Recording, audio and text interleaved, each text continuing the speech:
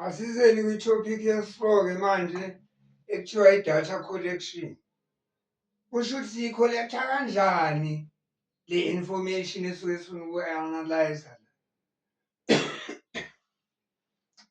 nge-probability, ne-statistics, nama-relative frequencies.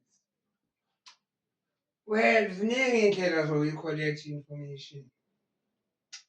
Singabhala imibuzo ephepheni ekuthiwa ama-questionnaires for abantu abangathanda abanamahloni abashayo.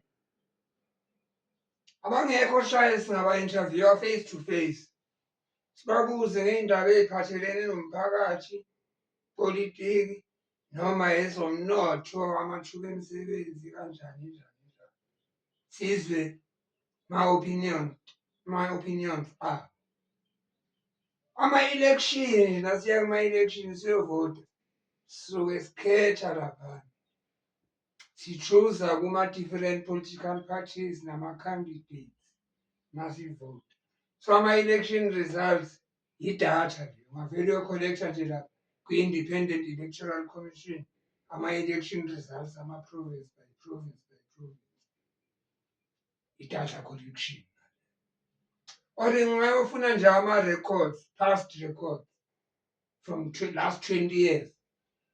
Emaphoyiseni or esibhedlela or esikoleni principal. Angidingi ukuhambe ngibuza abantu, ngavele ngithathe la ma-record ngiwa-analyze nge-statistics ne-probability. Or ngihamba ngiyofuna ama-sample from i-population.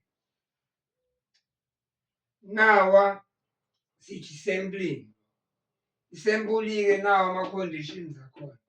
Khona azoba reliable ama-results akho. Fanele one ibe representative. Yabo. Angikwazi ukuvele ngiyongena uma ngifuna ukubuza abantu. Ngivele ngihambe ngiyongena e-tavern la. Ngi-interview kuphela abantu abala e-tavern abaphostayo. Angikwazi ukuvele ngiyobuza abantu esontweni kuphela ngeSunday. Fanele ngiye la bonke abantu abahlangana khona njengasepaki, e-mall, kodwa khona abantu abaphuwa abangayi ema-mall. So kufanele ngihambe nasemamakethe la abantu ama-flea market. La nje ngizolithola i-representative sample yabantu bakulelo drobha ukuthi bathani. Rich, poor, black, white, mixed. Yabo. Kufanele ibe random. Akungathi kuqhamuka umuntu lapha ethi lona angimthandi yazi. Awuthi ngingambuza. Ya, lana ngiyamthanda. Awuthi ngimbuze. Kufanele ingabi biased futhi. Angikwazi ukuthi ngithi ngiyobala ofishi edamini bese ngiqale ngiphosa ukudla lapho okuthandwa kufishi bazonqwabelana la bese sengiyabakha ngenethi. I-bias lento ngiqale ngababiza ngokudla. Otherwise bengingaphosanga ukudla esikhundleni sabofishi abawu-8 la bengizothola 3 kuphela. Ayingabi biased. Mangifuna ukwazi ukuthi abantu bawungakhi abalovayo esikoleni. Angikwazi ukuya kuvaliwe esikoleni ngoJuni. Ngithi ha balova bonke esikoleni la izolo bengikhona bengekho bafundi la. Nakuthanga bengikhona namhlanje akho ngibe ngazi kahle ukuthi amaholidi iy'kole zivaliwe. Ngi-biased. Angizi why iy'kole zivuliwe. Ngizobona-ke ukuthi bawungakhi abalovayo ngama-Monday. Bawungakhi abalovayo ngama-Friday. Bawungakhi abalova ngama-payday abothisha. Yabo. Into enjalo.